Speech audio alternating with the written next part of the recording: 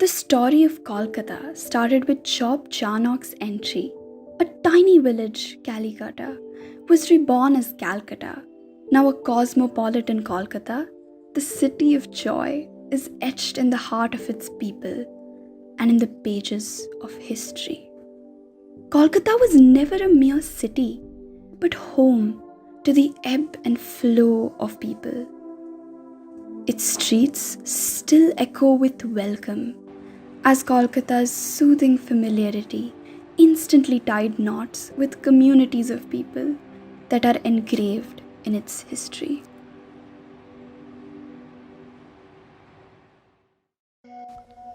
Armenia's connection with India is immemorial. Around the 15th century, during the Mughal reign, trade opportunities in indigo, silk, and spices brought Armenian traders to India, where they found wealth and prosperity, earning them the name the Merchant Princes of India. Their trade network continued to flourish during the British rule. The Armenian traders also played a significant role in the creation of Kolkata as we know it. This is most apparent through the presence of Armenian architectural landmarks like the Stephen Court, Park Mansion, and the Goldston Palace along the Park Street. Centuries later, the Armenian genocide carried out by the Ottoman Empire in 1923 saw a mass migration of Armenians. This formed an Armenian diaspora in Kolkata. The descendants of these migrants, who are now naturalized citizens of India, are the Indian Armenians of Kolkata.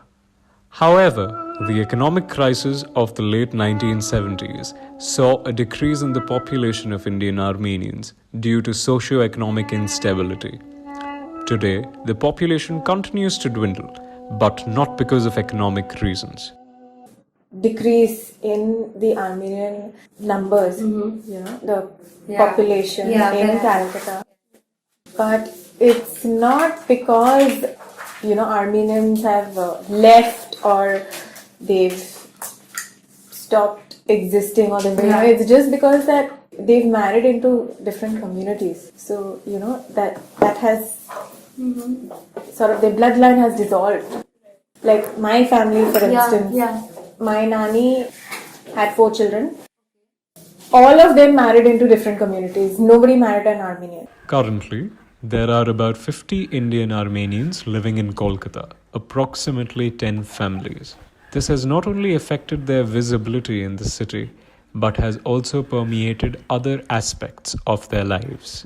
When communities are numerically so weak, it becomes harder for such communities to retain their customs, their rituals, and to continue with their religious life. I was born and brought up in Calcutta, in fact. So, I identify more with the Bengali culture than the Armenian culture. Because that is what I've seen. That's how, I've grown up in that language. I invite that more than the Armenian culture. The future of the Indian Armenian community in Kolkata is precarious. I think there is a community now, but I don't see it lasting very long.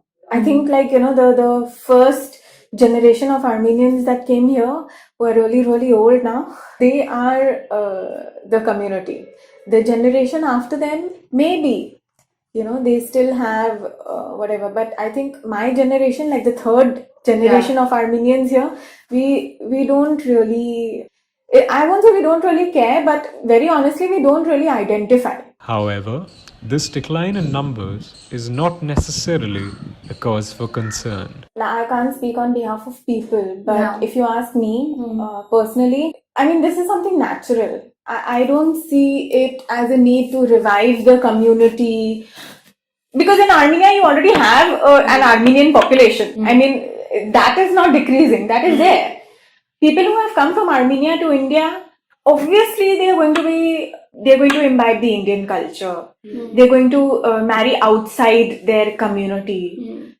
This is going to happen. Like, it's a very natural thing, and it's not something that's happening now. It's been happening since the beginning of time. While the Indian Armenians have experienced a population decline, the non-Indian Armenian population in Kolkata continues to thrive. This is due to the migration of students, from Armenia and neighboring countries to India in search of better education in the Armenian College and Philanthropic Academy. We don't have a community, like it's kind of 100, 150 Armenians living here, and most of them, are students. The rest of them, some of them teach, the others engage in businesses. You get to see them once a year or twice a year, depending upon the events and the functions that happen. The ACPA and the Holy Church of Nazareth have played a pivotal role in the lives of most non-Indian Armenians. The institution can certainly play a very important role in reviving the communal life that the community is so nostalgic about. To help children grow their identity as Armenians. So that should never be lost. That is the central concept. That although they do a curriculum which is typically designed by an Indian Council of Education, but still we give them exposure continuously to cultural elements of Armenia and also the linguistic elements of Armenia, so that they always remain Armenian after all. The ACPA is a little Armenia in India for these students. Celebration of traditional Armenian festivals, studying Armenian history, language, and religious practices at the church keep them in touch with their roots, instilling in them a strong sense of Armenian patriotism. The students know that they are here only for a transitional phase. They are here only for their studies.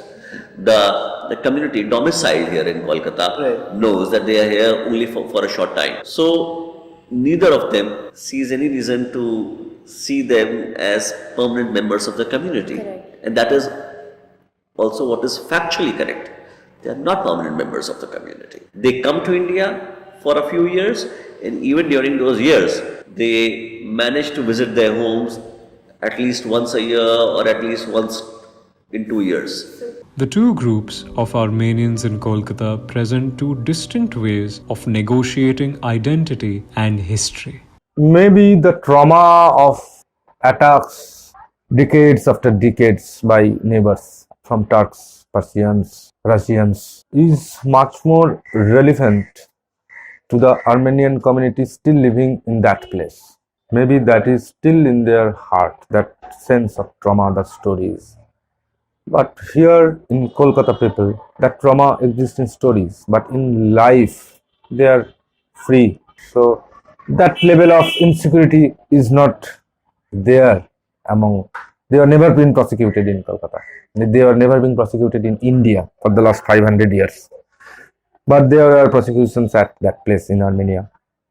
So maybe that sense of insecurity is helping, that is forcing the Armenian original community to maintain their culture more rigid way. The narratives of Indian and non-Indian Armenians pose thought-provoking questions about identity, especially with relation to historic trauma, nationality, religion, culture, and migration. The presence of Armenians in Kolkata also highlights the neglected issue of micro-minority communities in India. And I think another thing that makes the study of these micro-minorities even more important in these times is because there has been a consistent and deliberate attempt to bring about to define Indianness in a very narrow manner. Some scholars say nationalism, though we talk of two kinds of nationalisms. One is exclusionary in nature and one is inclusive. And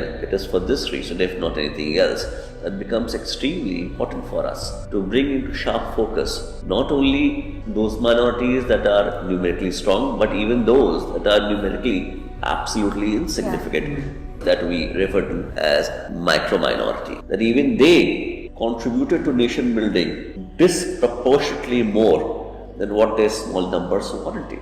While the tremendous contributions of such communities may remain forgotten in our consciousness, it is the responsibility of educational institutions across India to remember and recognize their presence in shaping our history.